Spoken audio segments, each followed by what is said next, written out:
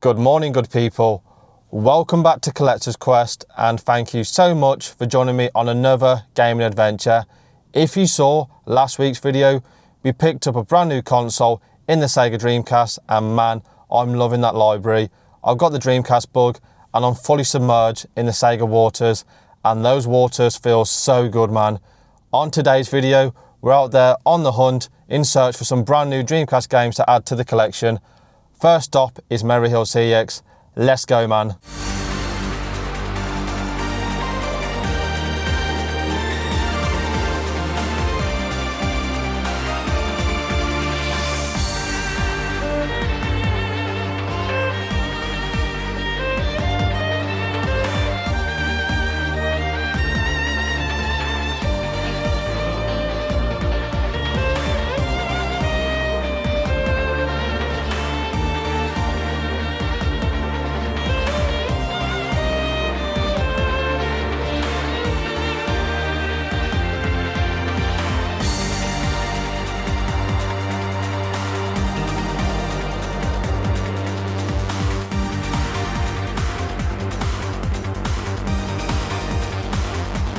Job done then, got the Dreamcast game in hand, in really good condition to be fair.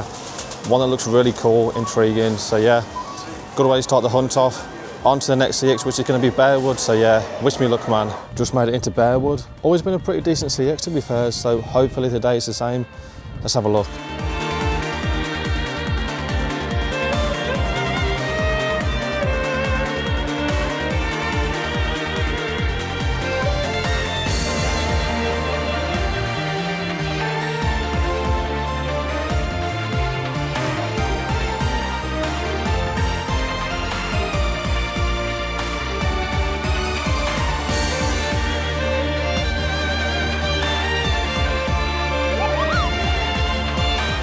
So the first two CXs we went to in Maryhill and Barewood was very good to me on this hunt.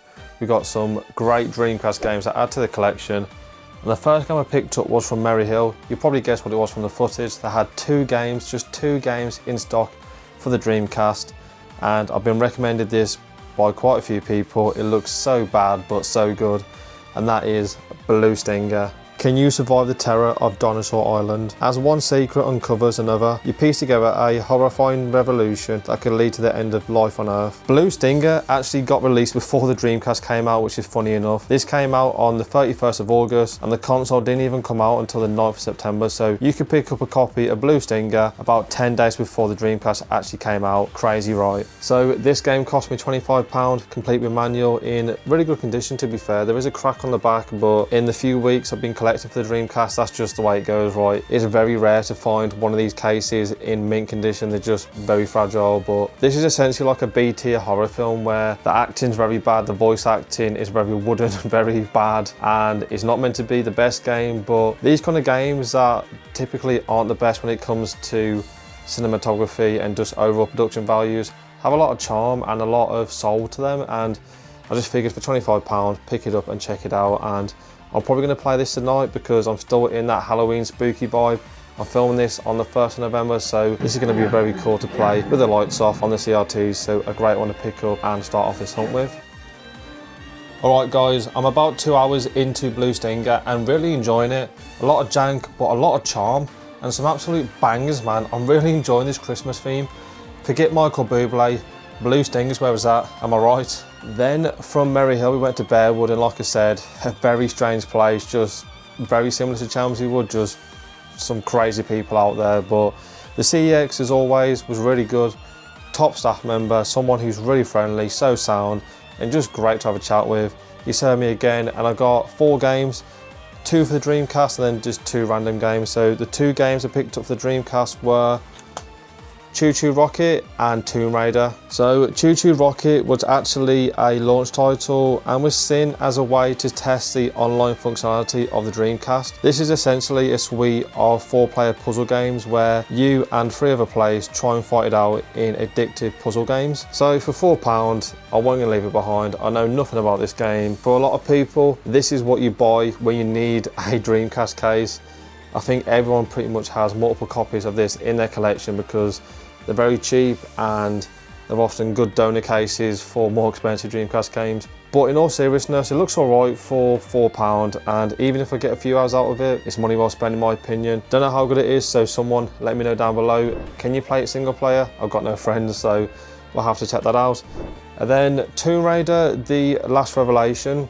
Again, for a £5, I couldn't say no to it. You know, if I find a Dreamcast game and it's under £10 and it looks half decent, I'm going to pick it up right. I have no idea how good this is. I don't know what number this is in the Tomb Raider series. This probably came out on the PlayStation 1, so someone let me know if it plays better on the Dreamcast. For £5, a really cool game, and definitely one I'm intrigued to play some point in the future. But then I also picked up 2 non-Dreamcast games. These weren't on my list, I just saw them and I thought, yeah, we'll pick them up. So the first one I picked up was a game I know nothing about, just went off the front cover and the fact that it comes with a manual, and that game is Slave Zero X. Slave Zero X is a stylish 2.5D character action game set in the biopunk world of Slave Zero. This looks similar to Shinobi, those kind of 2.5 side-scrolling games, and like I said, I know nothing about this game, but when I opened it up and I saw it comes with this awesome art book, I thought for £15, check it out, gotta be worth £15, right? And like I said on my previous video, I want to start exploring different genres, and 2.5 3D Metroidvanias are definitely one that I want to jump into. So yeah, £15 for a game that you don't see all too often, a game I've heard no one ever mention. Yeah, what's the worst that can happen, right? Check it out if you're interested. And then probably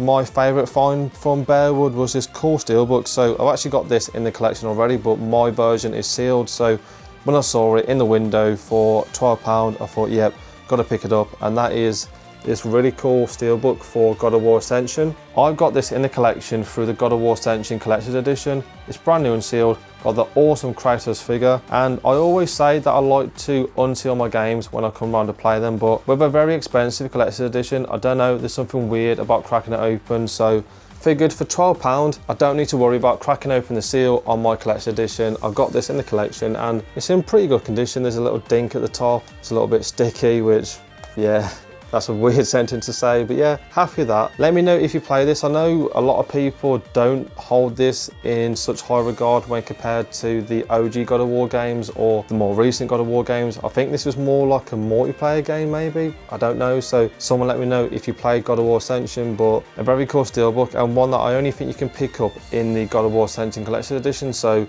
you'll have to get lucky and hope someone has split that apart from the Collector's Edition. So a very cool steelbook to add to the collection. So that was Barewood CEX. As you can see, got a bag. Real good store, to be fair. The guy in there that serves me all the time, super sound guy, man. So nice, so friendly. But yeah, happy with that. I've got 4 games, 2 Dreamcast games, and then just 2 random games that piqued my interest. But yeah, man, Barewood, man. There's just someone sat outside screaming at the top of their lungs because Barewood into it. All right, next stop is going to be House Zone.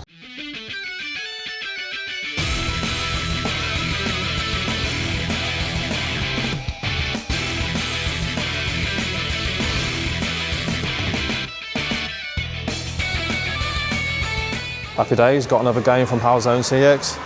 Going really well this hunt is, to be fair. On to the next one, which is Kidderminster CEX. Man, never skip leg day. Just gone up 6 flights of stairs, man. My legs are on fire. On to Kidderminster CEX. Just cost me £1.30 to park for an hour, man, in Kidderminster. Joke. The best have something in the CEX. Let's go and have a look.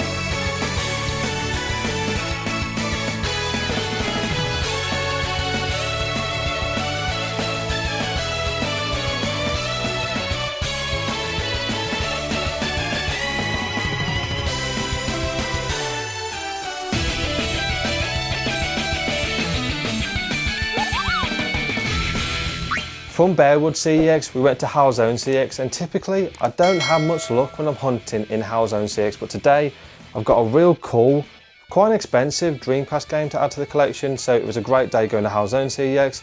But in Barewood, they had a copy of Shenmue in the cardboard box, but it was absolutely battered.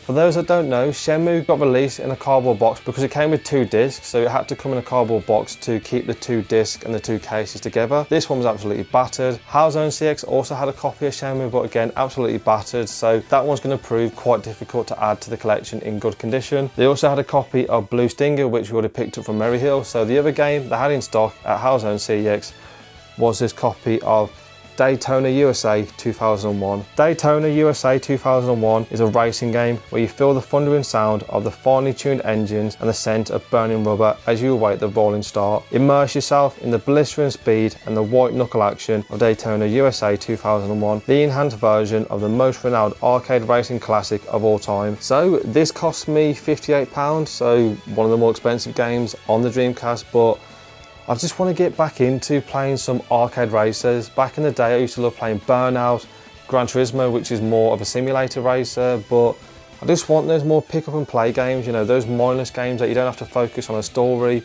over the top complex narratives or over the top complex game mechanics, just something you can pick up, play, sink half an hour into, then go on to the next thing. And I saw it in good condition and I figured, yep, why not, pick it up.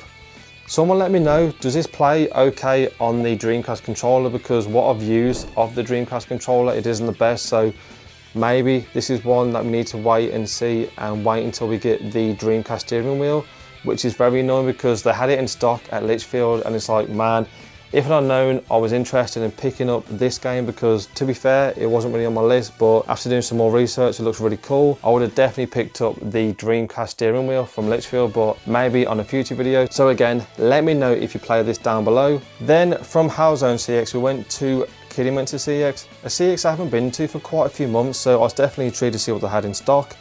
Went there, they had about 10, 15 Dreamcast games.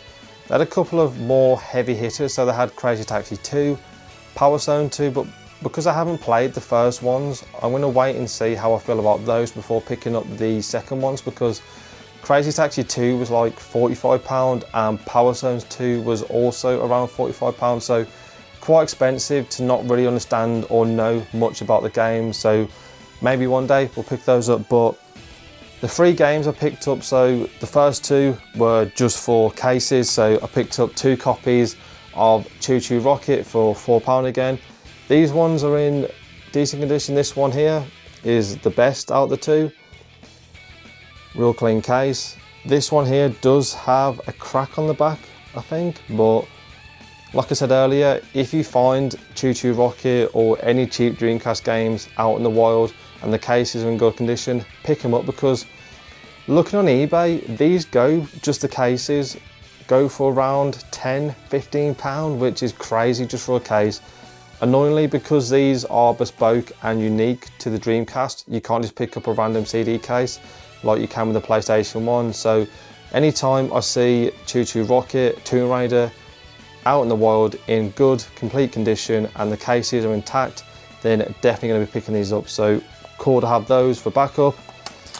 And I might need to use it because this case is nasty, man. It's sticky, there's tape on it. But the other game that I picked up to add to the collection and hopefully play was a copy of House of the Dead 2. This absolute classic, first seen in the arcades, is brought over to the Dreamcast in all of its gory glory. This arcade perfect conversion will leave you quaking in your boots as you battle against a multitude of undead enemies, as well as the original arcade modes. Dreamcast has also added masses of extra modes, so this is an absolute classic, and now it makes sense why I picked up the light gun, because I want to get more into arcade light gun games. And yeah, I just love the box art on this. Like I said, the case is minging, it's sticky. There's a crack on the back, so not the best condition, but £12, not too bad. If I find a better condition one of these out in the wild, we'll swap it over. But yeah, really intrigued to play this, and spoiler alert, I had played it and it wasn't good. So what I'm going to do now, I'm going to go through my setup, because thanks to you guys, I've managed to figure out what I need to do for cables and connectors, and then I want to pick some of your guys' brains again, because I've been trying for the last hour to play this. I can't play it because of the light gun calibration. So yeah, let's go through the setup of my Dreamcast. So a big shout out to everyone who identified and helped me out with what that cable was. So yeah, really appreciate everyone's help. There was no malice or no gatekeeping. It was just people helping out other game collectors. So yeah, shout out to you guys. And I now know what a RF cable is with the antenna, so that's cool. But what I've done, I did some research, and a lot of people on the comments said that the best way to go is to go RGB SCART. So what I did, I went to Retro Gaming Cables and I got myself a Dreamcast RGB SCART cable. It's at the back there, and this is all plugged into a Retro Gaming Cable SCART connector thing. So this is a hub basically. So it takes one SCART cable from there and it goes into the CRT. And what it does, it gives you 6 SCARTs. So I've got one cable there, I've got GameCube, PlayStation 2 and Dreamcast plugged into here. I've got 3 more ports here. And then you just use these buttons here to switch between the different SCART cables. So really cool piece of kit, very expensive though. So the cable cost me £50 and that was also £55 for the SCART hub. So not cheap, but when you're spending £165, you know, £50 on retro games, you want the best connectors and the best cables. So big shout out to Retro Gaming Cables. Highly recommend them. Warning, what you're about to see is some dumbass who knows nothing about light guns throwing around .180 CRT. If you're sensitive to flashing images, please skip to the timestamp shown above. You've been warned. Okay, I've got you guys set up on the tripod. Again, apologies for the flickering. There's not a lot I can do with the CRT, but just want to show you guys what I mean with House of the Dead. Been an absolute nightmare to set up, so turn on the bad boy. I love the Dreamcast starter, by the way. Awesome, man, so iconic.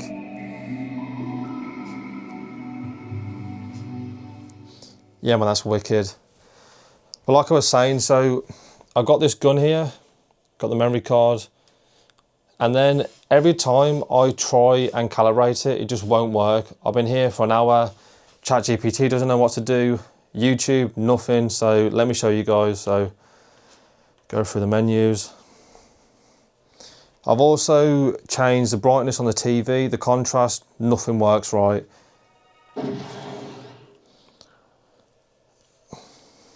The House of the Dead. That's awesome, man. So then I go into the settings. Go to gun calibration.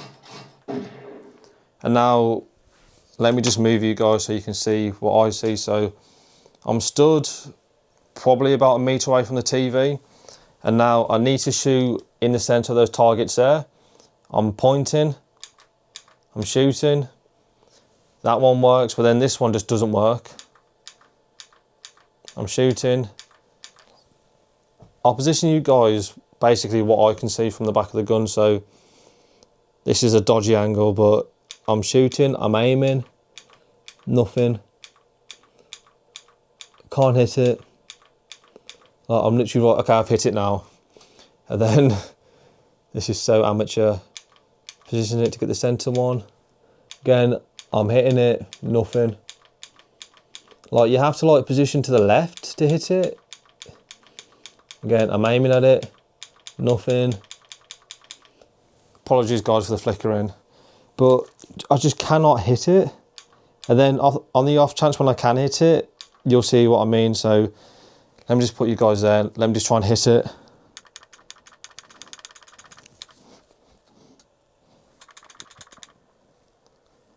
Okay, so after about 30 seconds trying to hit it,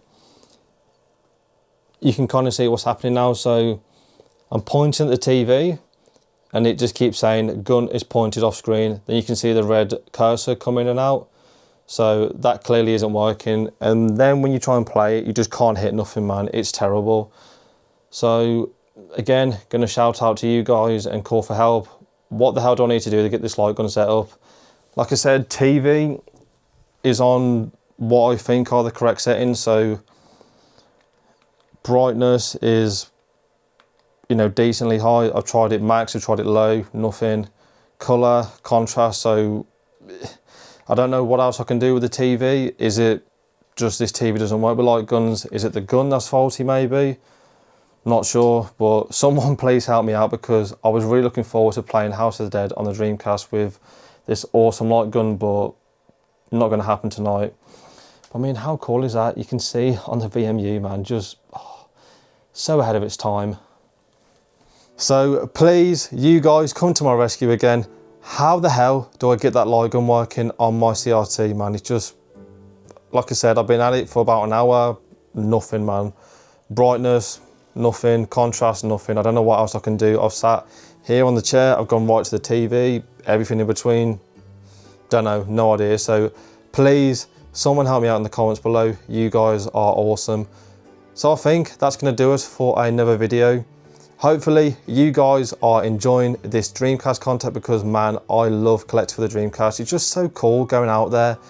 There's not a lot out there in the wild, but when you see some awesome Dreamcast games in CEX, it's a great day, man. And I just love learning about the history, and I've really been enjoying playing some of the games. So I play Crazy Taxi.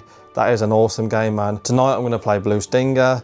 Hopefully I can play House of the Dead when you guys help me out. So yeah, it's a real cool console, man, and it's so ahead of its time. Like the VMU, just having a little picture for each game, so cool. The start up menu, the overall menu, and the graphical user interface, just so cool, man. Yeah, I'm so happy getting into the Dreamcast, man. It's a wicked console. But now I want to hear from you guys. What do you think about my light gun issues? Like I said, help me out, please. And what do you think about my Dreamcast pickups? Anything that you played, anything else that you recommend, let me know in the comments down below. And while you're down there in the comments, if you haven't done so already, smash the like button and subscribe to the Collector's Quest channel for more game hunts, CX adventures, and everything about video game collecting, and of course plenty more Dreamcast content on the way. So hopefully you guys are enjoying it. And of course, good luck on your game hunts and collecting adventures. Take it easy, YouTube, and I'll catch you in the next one.